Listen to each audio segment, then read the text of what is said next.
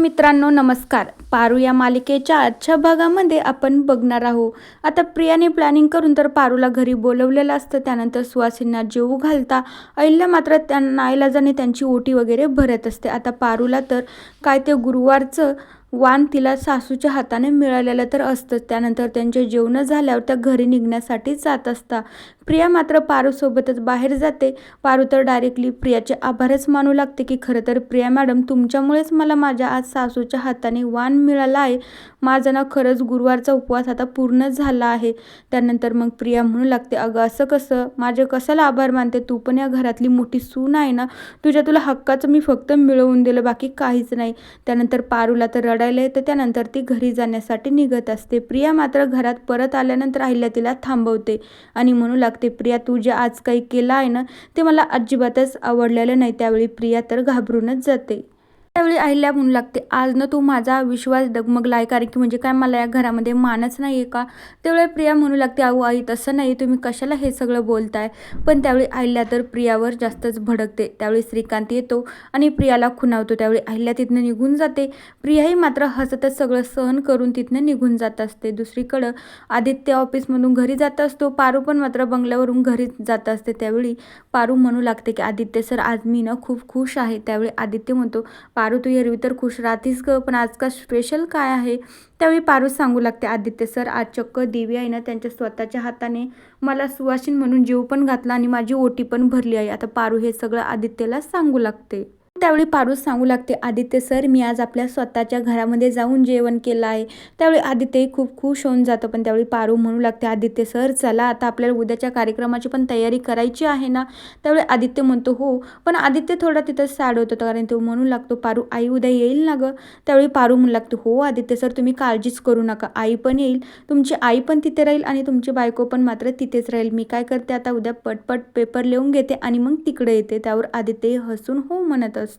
त्यानंतर आदित्य आणि पारू घरी जात असतात. दुसरीकडे प्रीतम मात्र इकडे बिझनेसच्या बाबतीत फोनवर बोलत असतो. तेवढ्या वेळात प्रिया पळतच येते आणि म्हणू लागते की प्रीतम हे बघा हा शर्ट किती छान दिसतोय ना, उद्याच्या कार्यक्रमाला ना तुम्ही हा शर्ट घाला. त्यावेळी प्रीतम म्हणू लागतो, हो हो प्रिया कार्यक्रम दादाचा आहे, आता मी कशाला हा शर्ट घालून. पण त्यावेळी प्रिया म्हणू लागते, अहो असं काय करताय प्रीतम, आपले दादा किती मोठ्या संकटातून बाहेर निघून फायनली ते प्रोजेक्टचं काम करताय, मग आपल्याला पण रेडी होऊन जायला नको का. त्यानंतर प्रिया म्हणू लागते की प्रीतम तुम्हाला माहिती आहे ना उद्याच्या कार्यक्रमाला आपल्याला जायचं आहे, पण आपल्याला आईपासून लपून जावं लागेल कारण की आईला कळताच कामा नाही, नाहीतर आईला जर माहीत झालं ना खूप मोठा गोंधळ होऊन जाईल. मात्र ते दोघं विचारात पडतं. पण तेवढ्या वेळा श्रीकांत तिथे येतो. श्रीकांतला प्रीतम आणि प्रिया म्हणू लागतं, काय बाबा उद्याच्या कार्यक्रमासाठी तुम्ही पण येणार आहात ना. त्यावेळी आता श्रीकांत म्हणू लागतो, नाही तुम्ही दोघेजण जा, मला आता थोड्या वेळासाठी अहिल्याला दुखवायचं नाही आहे. त्यानंतर मग लगेचच प्रीतम आणि प्रिया विचारू लागतात, काय झालं बाबा तुमचं काही दुखते का, आम्हाला खरं खरंच सांगा ना. त्यावेळी मग श्रीकांत म्हणू लागतो, नाही मला काहीच झालेलं नाही, मी ठीक आहे. तरीही मात्र प्रीतम प्रिया ऐकत नसतात. त्याला विचारू लागतं पण श्रीकांत काही त्यावेळी सांगत नसतो. मग श्रीकांत प्रीतम आणि प्रियाला म्हणू लागतो, आता तुम्ही उद्याच्या कार्यक्रमाला जा आणि तिकडे जे काही घडलं ना ते मला सगळं सांगा बरं का, मला पण ऐकायला खूप आवडेल. आणि मग त्यानंतर प्रीतम प्रिया हसतच हो म्हणत असता. दुसरीकडे पारू इकडे अभ्यास करत असते पण तिच्या काही पाठांतर होत नसतं, त्यामुळे ती रडत असते. त्यावेळी आदित्य तिथे येतो, तिची समजूत काढतो. त्यावेळी पारू म्हणू लागते, आदित्य सर मी किती वेळ झाला याला पाठ करते पण ते काही पाठच होत नाही, माझा अभ्यासच नाही झाला आदित्य सर, माझा आता पेपर आहे. त्यावेळी आदित्य म्हणतो, हो हो पारू तू इतकं टेन्शन घेऊ नको, तुझा सगळा काही अभ्यास झालेला आहे.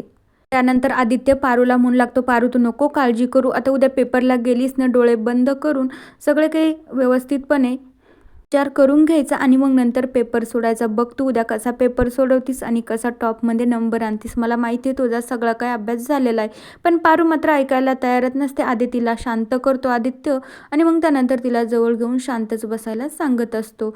त्यानंतर दुसऱ्या दिवशी सकाळी आदित्य आणि पारू मात्र त्यांच्या कामासाठी जात असतात. पारूचा तर पेपर असतो.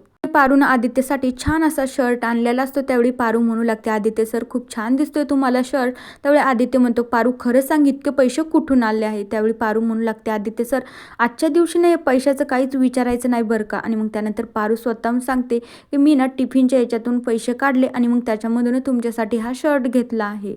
तेवढ्या वेळात थोड्याच वेळात त्या स्वयंपाकासाठी बायका येत असतात. त्या म्हणू लागतात, पारू सॉरी बरं का, थोडं लेट झालंय, पण चला मी ते वाटण वगैरे काढून घेतो. त्यावेळी पारू म्हणू लागती, हो ताई मी वाटण वगैरे सगळं काढलंय, बाकीचं स्वयंपाक आता तुम्ही करून घ्या, मी पेपरला जाते. त्यावेळी त्या पारूला पेपरसाठी शुभेच्छा वगैरे देत असता आणि मग त्यानंतर पारू आणि आदित्य तिथून आनंदातच निघून जातात. त्या बायका मात्र स्वयंपाक करण्यासाठी आतमध्ये जात असता. दुसरीकडे प्रीतम आणि प्रिया लपूनच तिकडं आदित्यच्या कार्यक्रमासाठी जाण्यासाठी निघत असता. तेवढ्या वेळात दामिनीचं लक्ष त्यांच्याकडे जातं. दामिनी म्हणू लागते, काय प्रीतम प्रिया तुम्ही कुठे चालला आहात?